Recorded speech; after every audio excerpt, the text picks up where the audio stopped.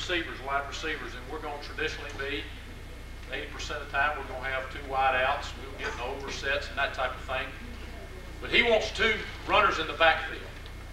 He wants 2 runners in the backfield. There's a lot of there's a trend toward the 1-back set, but we have a philosophy that we want to have 2 runners in the backfield, and that's our starting point. The next thing philosophically we want to do is we want to be physical. Just because you are a throwing team or a team that's going to be half and half, we want to be as a physical a football team as we can be.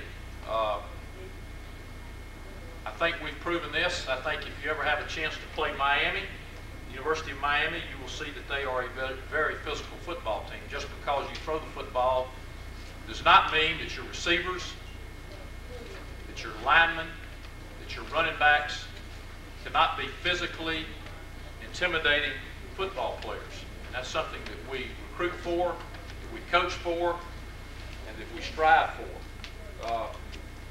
I had the good fortune of being around a player that played for the Tampa Bay Buccaneers this year, Lawrence Dawsey. Lawrence Dawsey was a wide receiver for us at Florida State. And Lawrence Dawsey was one of the meanest football players that I've ever been around.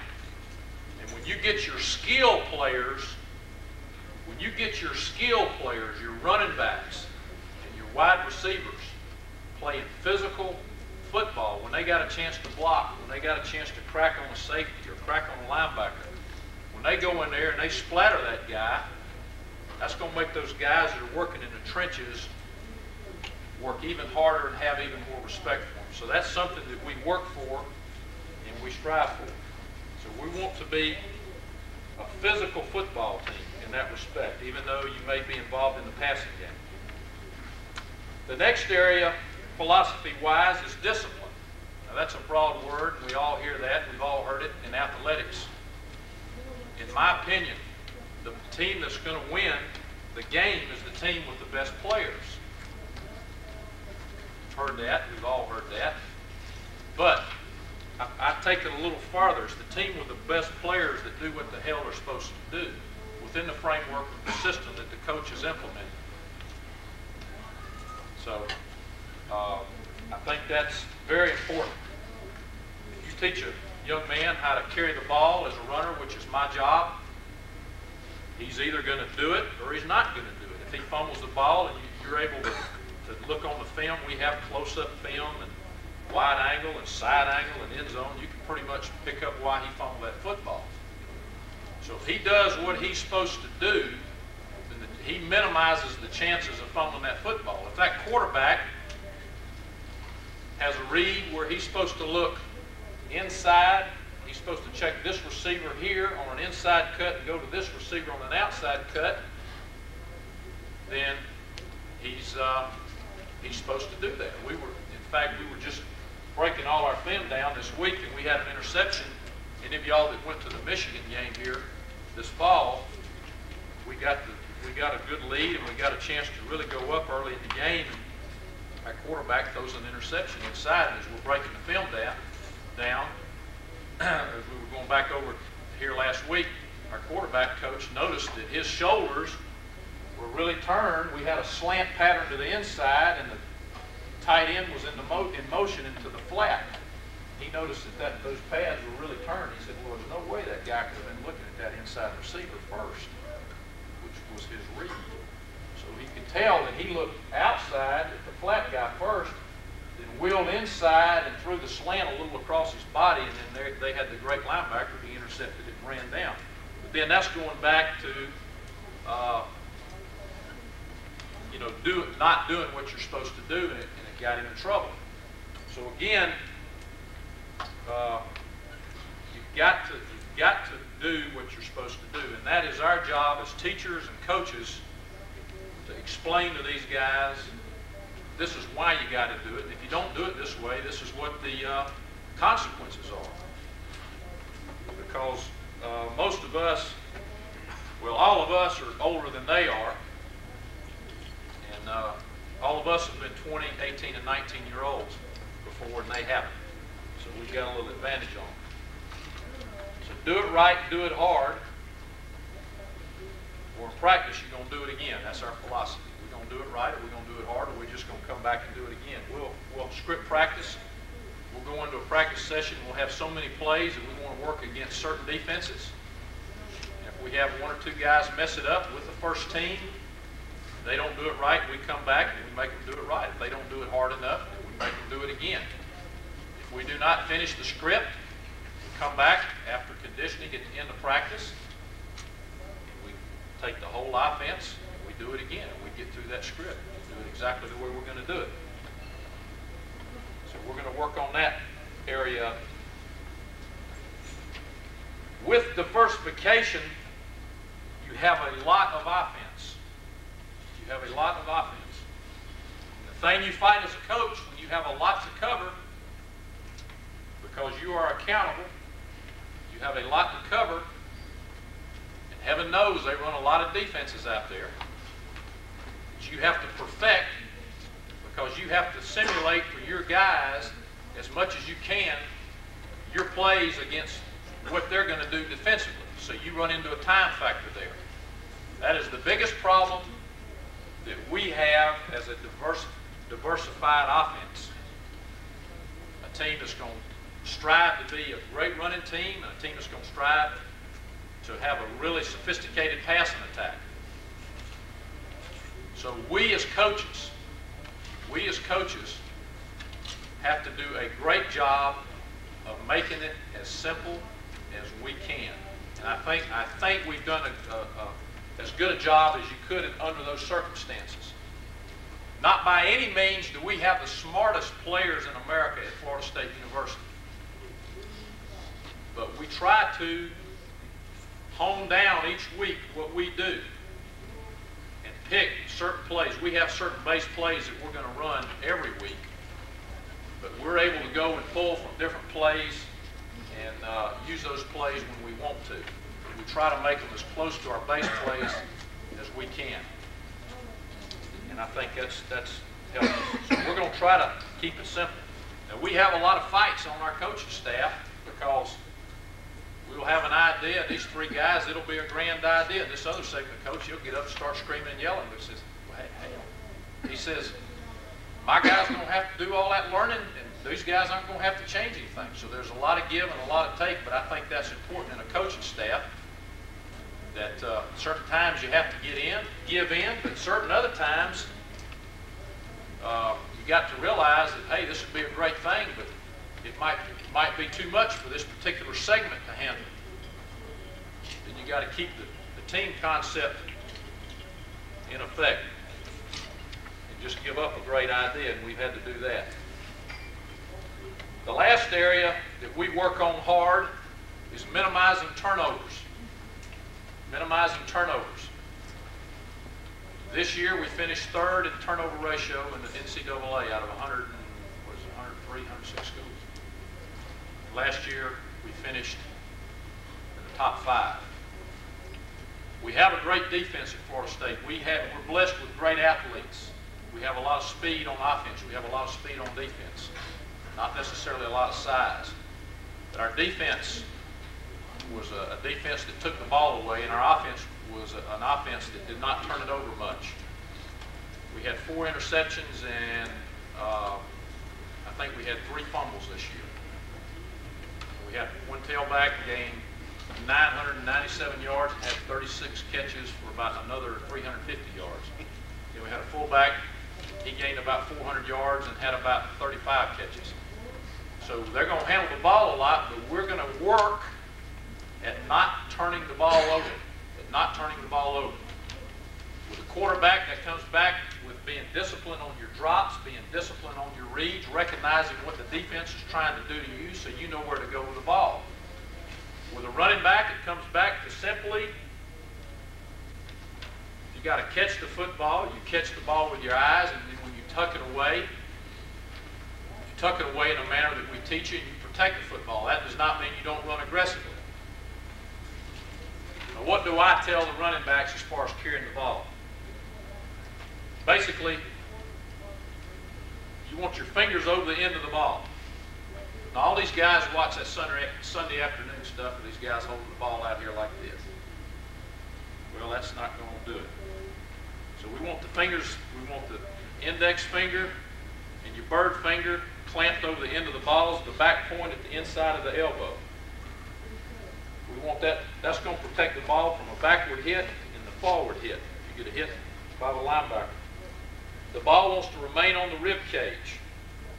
And we have our track coach come over and explain to us the correct way to run the 100 meters. And the way they want you to run the 100 meters, they want those hands working here and here. But that elbow is maintaining close relationship to the body.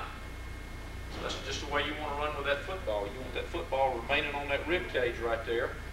So that's going to protect the ball from going, knocking out this way. Then the next thing you want to emphasize is the elbow wants to remain close to the body, because obviously guys are going to hit and spin and run and that type of thing and fight for extra yardage. So you maintain a close relationship. If you get the ball out here in this manner, the elbow away from the body, there's not a man in America that can hold that football without it getting knocked out. So that's going to protect the ball from an inward hit.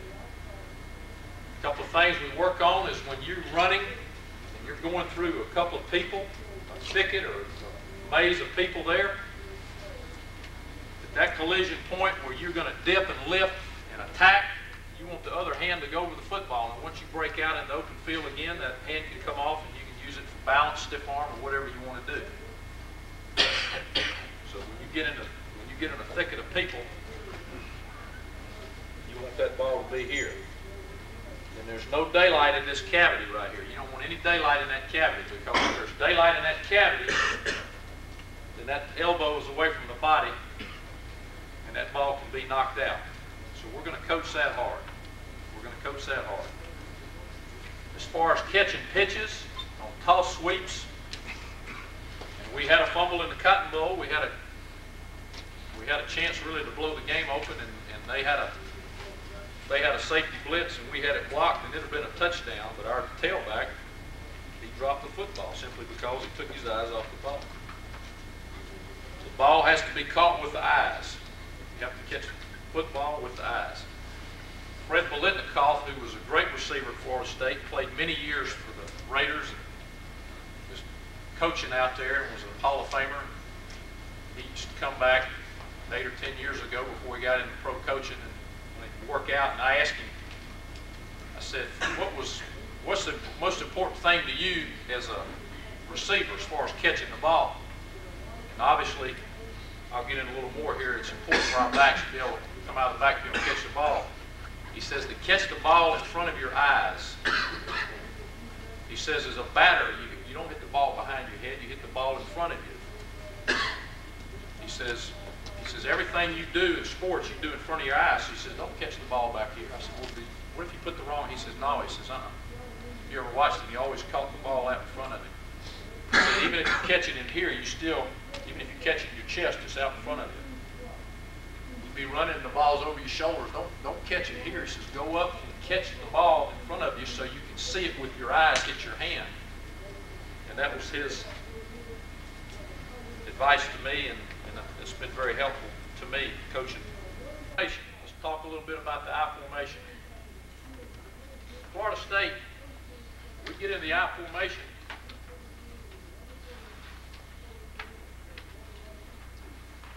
We're going to strive for two-foot splits in here. We're on the hash. We're going to put our receiver a yard to 2 yards outside the hash mark. We're going to put our fullback at 4 yards. We're going to put our tailback at 7.5 to 8 yards deep.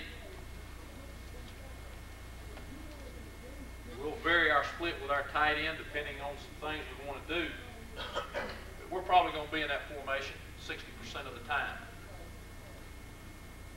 And what we like to do out of that formation is we want to run the sprint draw to both sides. We want to run the sweep to both sides. And we're going to run a trap and a belly to the fullback.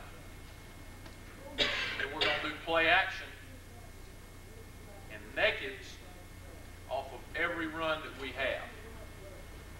We're going to have a reverse to both X and Z. And when we got a tight end like we got now, we'll put in a Y reverse to the tight end. We had it from Michigan, but we didn't run it. The sweep is our starting point. Now, we like the I formation because we're able to get good runners at Florida State. We're able to sit them back there at 7.5, 8 yards deep with the shoulder pads square to the line of scrimmage.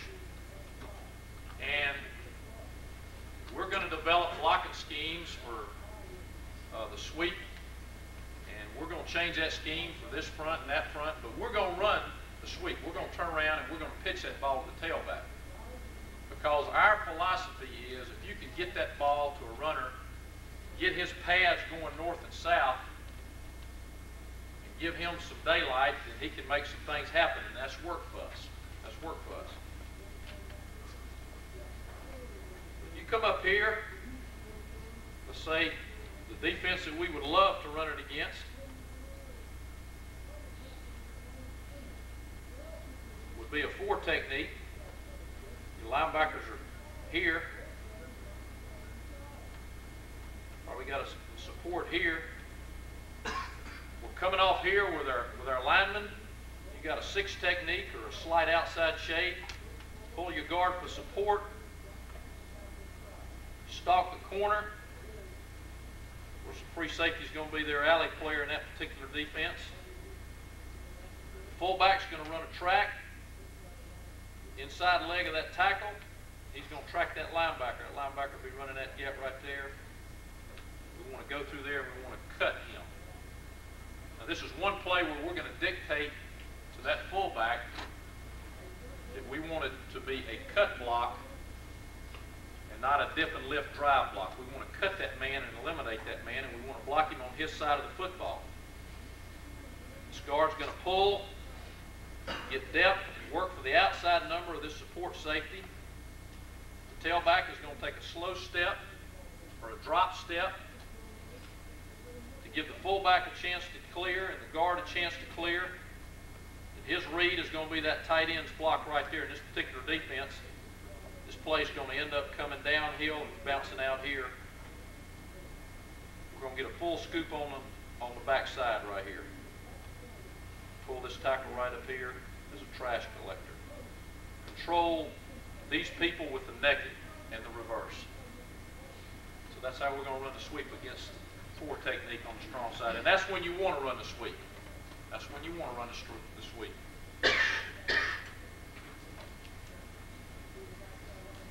All right, let's draw up a leverage defense.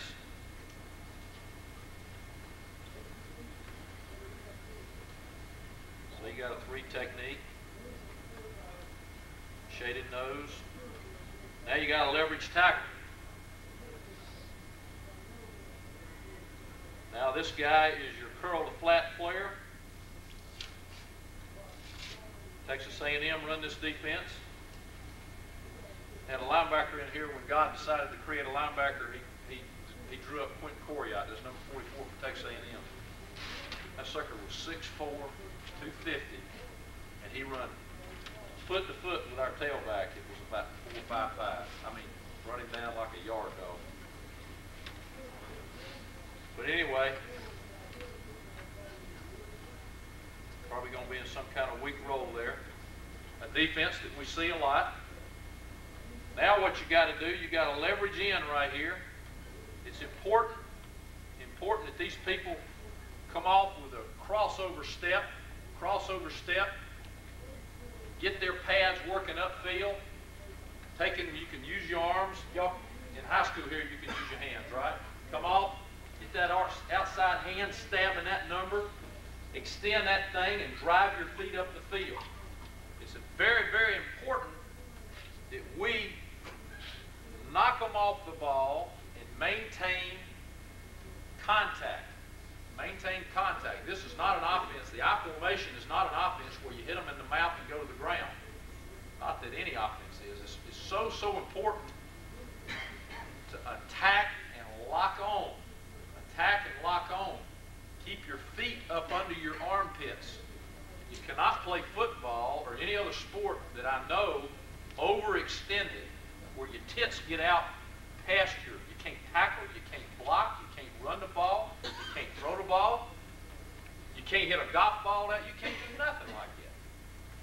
So don't get up overextended. Keep your ankles, your knees, and your armpits in a vertical plane. You got those three things in a vertical plane, then you're in a football position. You're in a power position, and you can play football from there as a blocker, as a runner. So these guys want to get lock on and knock them off the ball. Maintain contact. Even though they've got leverage, that has not discouraged us from still running the sweep. Because right now you don't have a strong safety in a true support position. He's in a read position.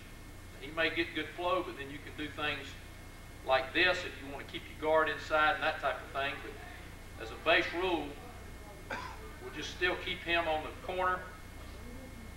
Our centers are able to get this block right here.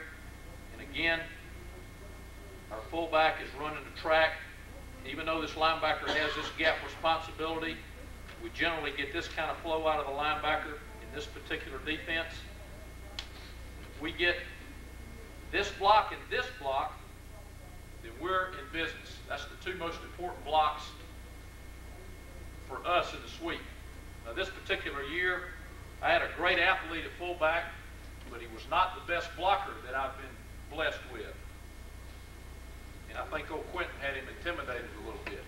But we were able to run this play, and we were about 30% on this block right here. But we had a tight tackle and a tight end that were able to do a good job of blocking right here, and we had a good center that could make this block against Texas A&M, and the play was very good for us. The play was very good for us against a defense that should be good against the sweep, and they were the #1 defense statistically in the country.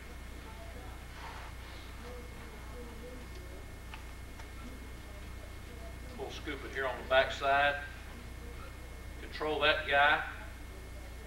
Fake it here. What we do on the naked, we just fake it right here. We run routes, bring the tight end across, or we bring him in like that. Same blocking scheme, and then run the naked off of it. Just call it toss naked.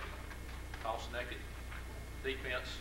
The only way they can stop it is this man right here has to basically come upfield, because if they just hang there and wait for it, the quarterback, you can't stop it that way. People have not been able to stop that. Then if they come upfield, then we'll get to the belly play where you zone block it inside and bring the fullback on a bend back to the inside.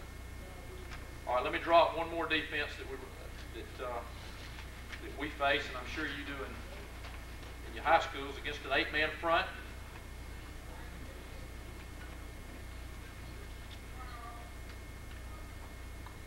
All right, now you're going to be working with a 7 technique or a 6 technique. You got a 3 or a 1 technique. You got a 60 or a split 60 or a split. I'm calling a 60 defense where this guy's in an inside shade and the linebacker has a 3 gap. You get a rover and a strong safety, corner, free safety and a corner. Now you got some pretty good angles there. Again, you can see it's very dependent on this tight end being a blocker. Being a blocker, support, tracking the linebacker. Coming off here. Slow step it. Play. Probably going to come out to the alley here. You can do some things, cracking the free safety piece and overacting the player. Another way to control him is to run the play action and run the slant on the backside to keep. If he wants to get nose trouble up there too fast, fake that, throw the slant to the backside. That play out here. So that's the sweep. That's our starting point in our offense. The play to complement the sweep,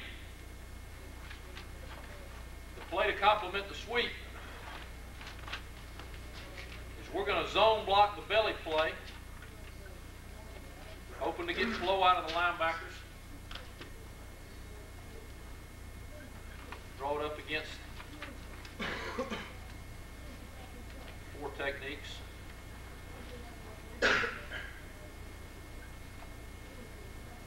All right, these two are going to come off here. He'll be coming there. Coming hard here. These two will have these two. And this tackle's got to take a zone step. He's got an inside shade tackle. Zone step. Work his feet up the field. The fullback wants to take a lateral 6-inch step and take a crossover. Full speed. Hitting the inside leg of the tight tackle is his landmark. Quarterback wants to take the ball, reverse pivot, give the action that he's tossing the ball to the tailback who's going to fake the sweep. Fake. Our faking rules are fake. If you're faking laterally, put your backside hand on your hip. So fake here, just put your hand here. I tell them to sprint outside the tight end box. Right here, the tackle has, if he's got a 6 technique, he'll take a inside crossover step. Now that crossover, fellas, is not a crossover here, it's a crossover to right in his balls right here. It's about a 2 foot step right here. So if he got a stunt inside, he is not overextended to the point where he couldn't redirect. Now if he feels like he's going to get a strong safety press right here where they're going to do it right here, then we'll just tell him to take an inside zone step because he must protect that gap. If he feels like he's not going to get a slant, then we'll let him go ahead and take that crossover step right there because you get more power with that when you do that inside step. Step with that inside foot right in his crotch. Knock him off the ball. Short step him off the ball. You've got this combination with this tackle taking an inside zone step and this guy, their hips are meshing together with this linebacker coming off. But we're more interested in this guard and this tackle knocking this guy back because we feel like that linebacker is going to scrape out of there with this flow. And then we're telling that back that you're thinking that running lane right there is your first look. And if you've got a crease there, you take that crease and go. If there's enemy jerseys in that gap, then you're thinking this alley right here second. This alley right here second, because more than likely, if you get enemy jerseys in your face, then there's either been a blitz by the linebacker or this nose guard has jumped across your face. If it's just this base defense, though, you'll have the 4 technique, him scraping, and against that defense, this play usually hits right up through there. Now, against the leverage defense, that changes. That's when you get the nose playing across your face. Now this nose guard has got this gap. You got a leverage tackle. You got a leverage defensive outside linebacker. Now this linebacker has this gap right here. Now he's taking a crossover step. His technique changes by the technique of the defensive lineman. They're going to trigger. He's going to come out here, and these guys, they think it's what? Sweep. They think it's a sweep, so they're going, hey. So these people must recognize that. They give a technique call when they come to the line. All right, these guys are working out here. Your lineman here, if you're strong at center, we'll go ahead and step the guard and climb the center, work here. Now if this nose guard plays, let's say he cheats over here in an inside shade or gap, then he can call help from the guard, whatever calls you got in your system. You got leverage here, and then these two can tag off here. And we're working hard inside zone step, hard inside zone step. These two will block those two. You're leaving this man unblocked right here. Now we go back to how it works into our system. They got to be concerned with what on the backside? The naked, right? So if they want to run this guy for the quarterback, this sweet little thing will hit right up in there. If they want to hang him in there and play that play right there, we can fake this thing and come out and run her naked. They can't stop both of them. Plus they got Cornelius Bennett, right? They do whatever they want to. But that's the way we've evolved to that. That's the way we've evolved to that. And that's our feeling. So that's something that, as a coach, during the game, that might be my responsibility to look at that. So when Bowden asked me, he says, Sexton, is that Will in? What's he doing? I better know what he's doing, because it's going to have an effect on what he's going to call, or how they're playing that particular play. So that's what we're going. That's how we're going to run it against the leverage defense. Coach, what's the left guard doing there? Okay, left guard is coming with a hard inside zone step. Coach, if he gets inside shade or one technique, he's coming in there and he's doing the same thing that tight end's doing on a leverage defensive end. He's that guy. I'm the left guard, and that guy's in here. I'm going to take an inside zone step so I can keep my pad square. And then my second step is going to be a crossover power step. I got to do that. I can't come here because then I'm turned. See, I ain't got no power. So I got to take a little inside zone step there so I can kind of square up to him, and then take the power step and just take that hand and just run it right through his right shoulder and just try to push him up the field. I want to keep my shoulder pads square as long as I can. I don't want to block him sideways, then I don't have any power, see? I want to keep my hips square as much as I can in blocking.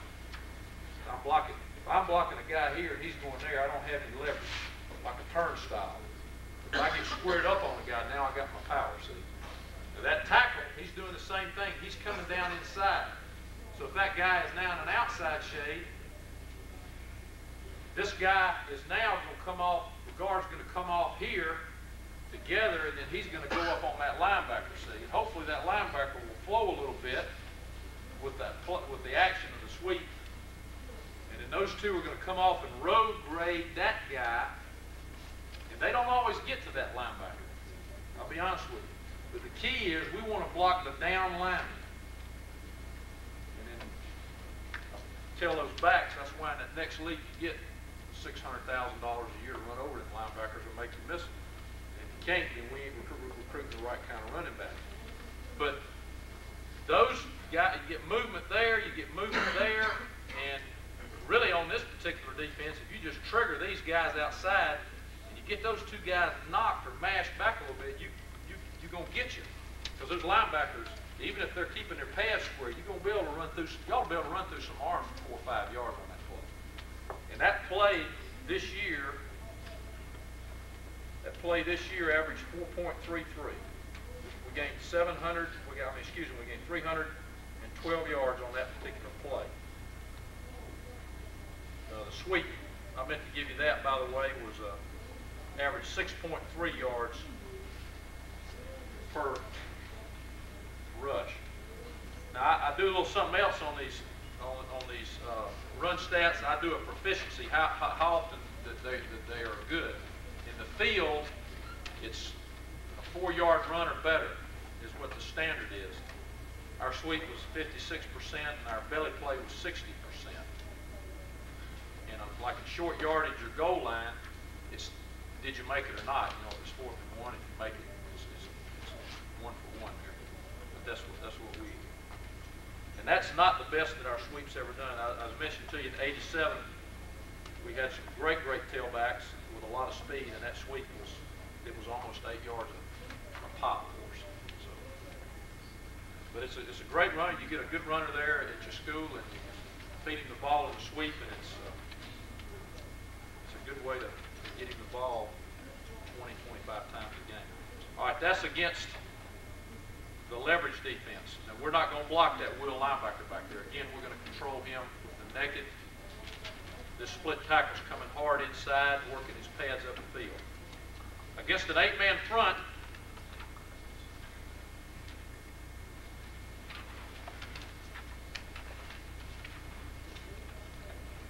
again, nothing changes.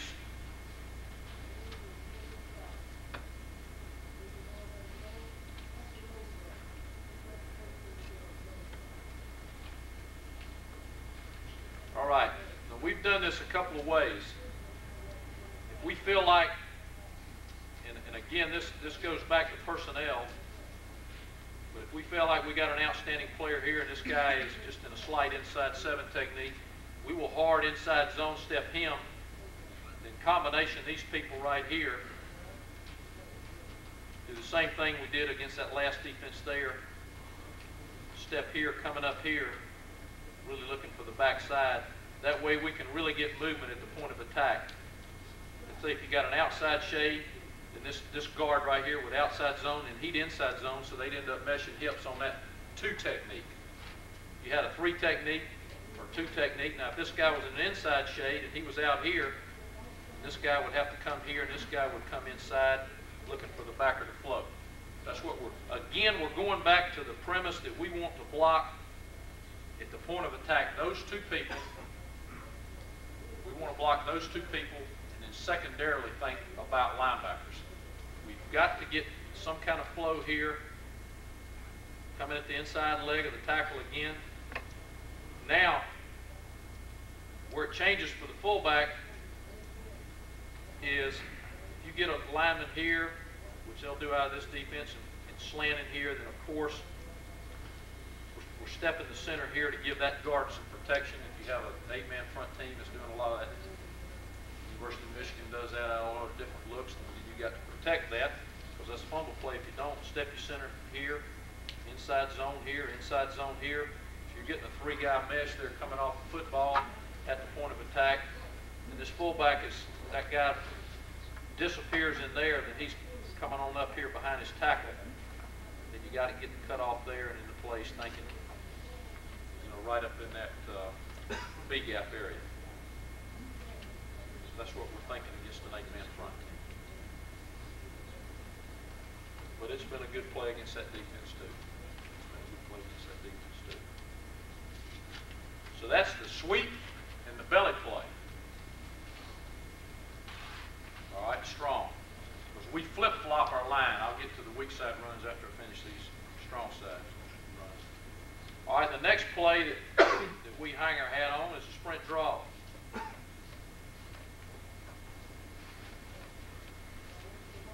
Now, I'm going to draw this one up first against the leverage team because that's what you want to run it against.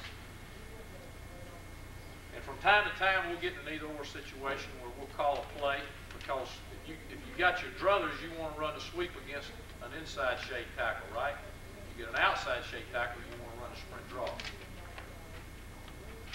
We've got the leverage here, nose guard,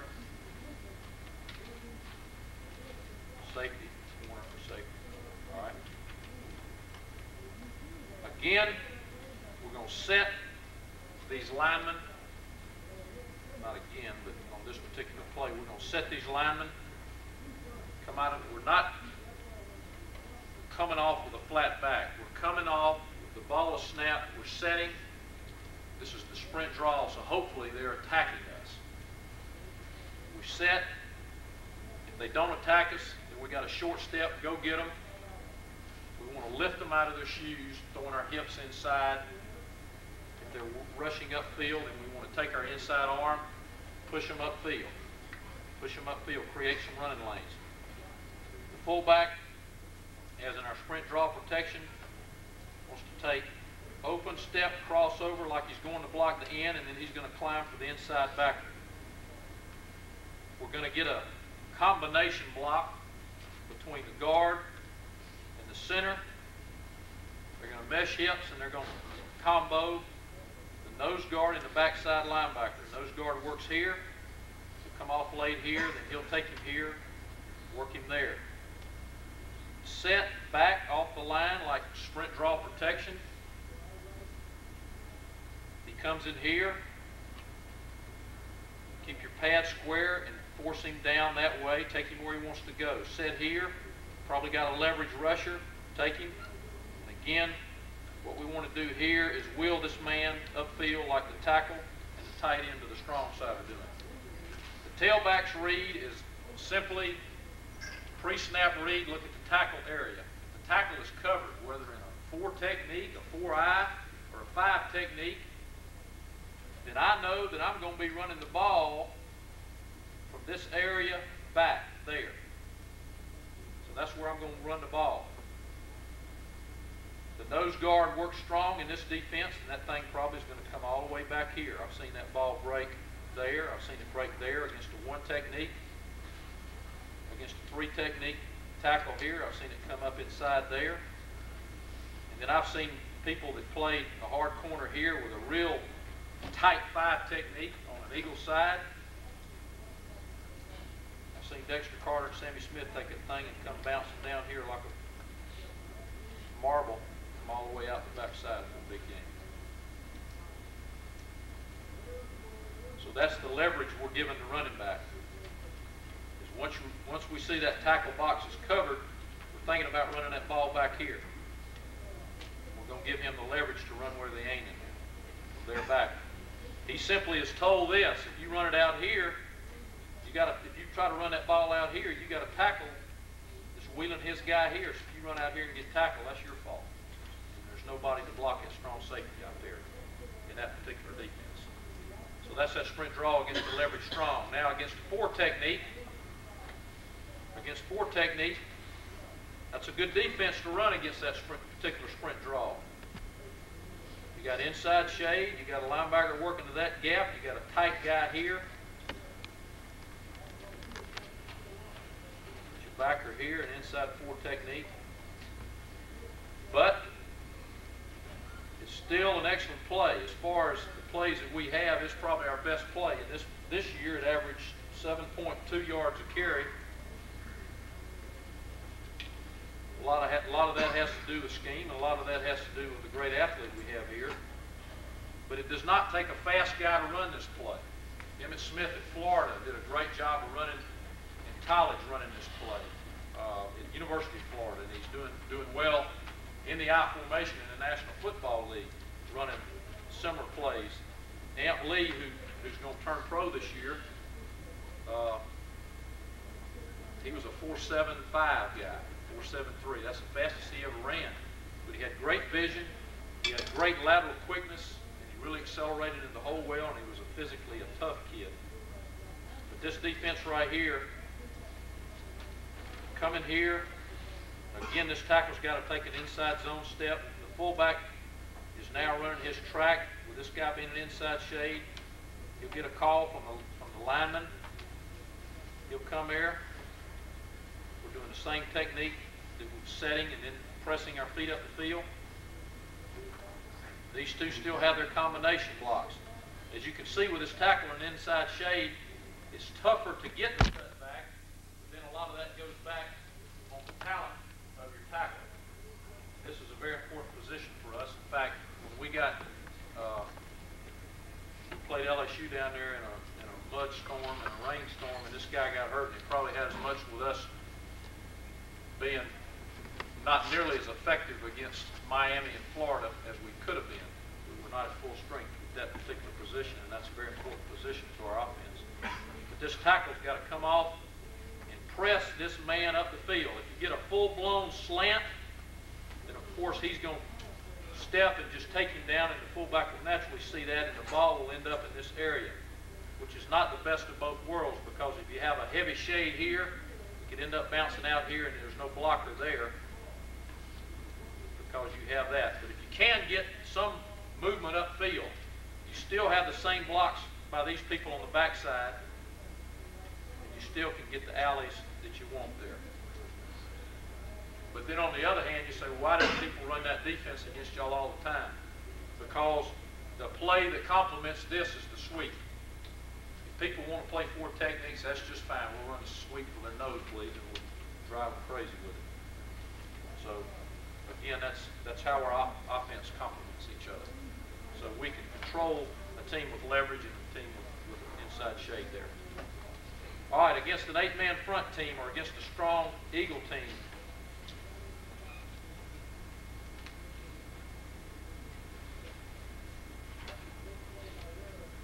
all right, you're here, put your back here. All right, now there's a couple of ways we'll do this depending on how they play this man right here. Our base way, we're going to down it and around it. This guy's in an outside shade. 3 technique, we down it and around it. He's going to release here. We'll load it here, and in that play we're thinking pre-snap read, nobody on the tackle. And that's going to be a stick-it read for our tailback. Then you can do whatever you want to here. If this guy gets in an inside shade, you can do a combination in the center, or if he's right here, come off and you can zone block it. All right, now, if you're playing a team where they're going to give you a lot of stunting out of this defense, then what we'll probably do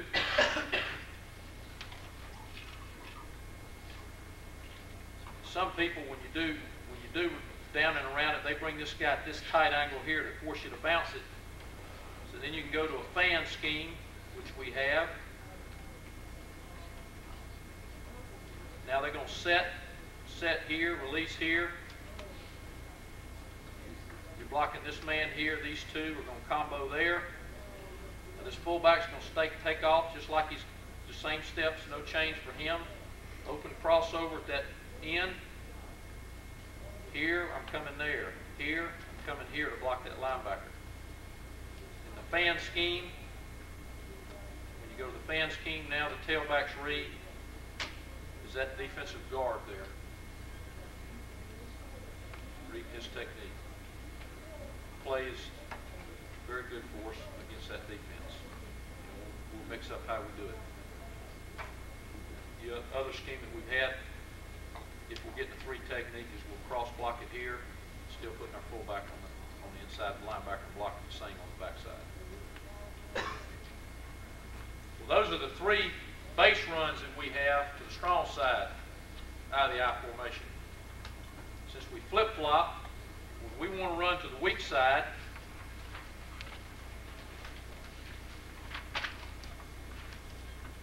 we're going to start with a sprint draw weak. Now our sprint draw to the weak side is blocked basically like the belly is strong. It's a zone play. Start with a 4 technique. This particular case. Again, he's inside, he's outside their zoning. Those 2, they're coming there.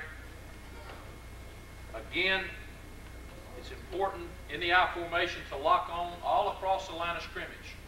Don't get overextended, especially on the back side, because in the I formation, going back to the initial premise, we're giving a player the ball deep, we're giving him a landmark, but we want to give him the option to run this hole or come back here. So backside linemen, especially in sprint draw, it's so important to stay on your man and keep pressing your feet up the field. Keep pressing your feet up the field. Lock on.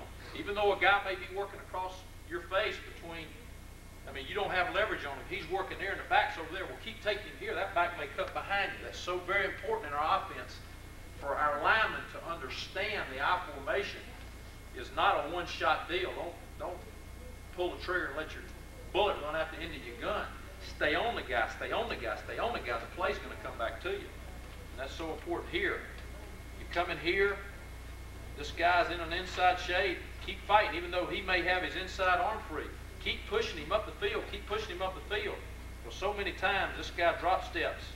He's hitting the outside leg of that guard right there. You'll see on the tapes, this guy will get the ball right here. He'll come up in here. We'll give him that landmark. and I've seen that play come all the way back in here, be a good play for us. So it's so important. These blocks right here are as important as the point of attack blocks on the sprint draw in the I formation. So that's against 4 techniques. We're working against leverage weak.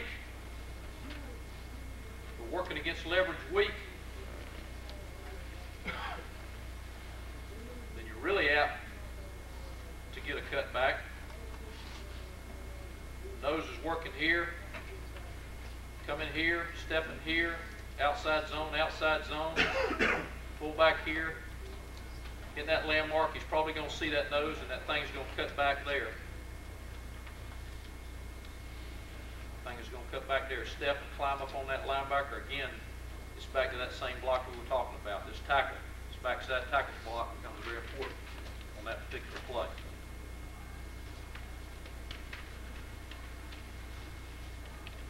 You get an eagle weak. It's an outstanding play.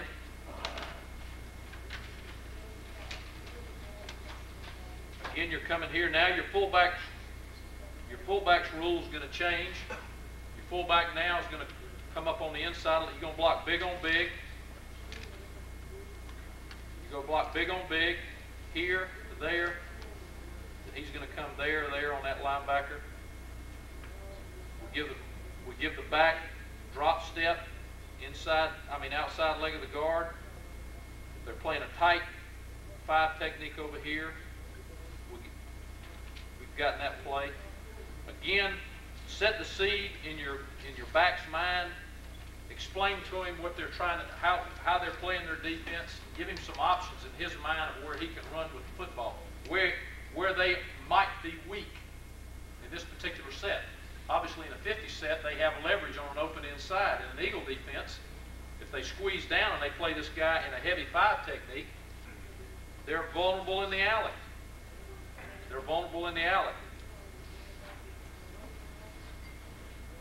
A defense that I haven't put up there, but the old stack defense here.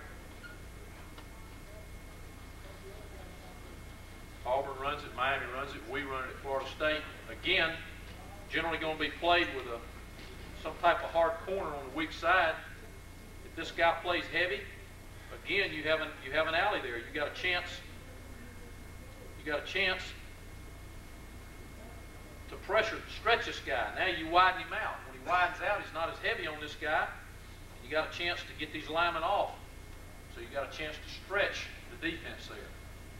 And that's a play that we'll do that. We'll particularly attack weak side on an eagle defense and on the stack defense. That's a play you must have out of the I formation against those defenses. Another play, base play that we're going to do out of the I formation.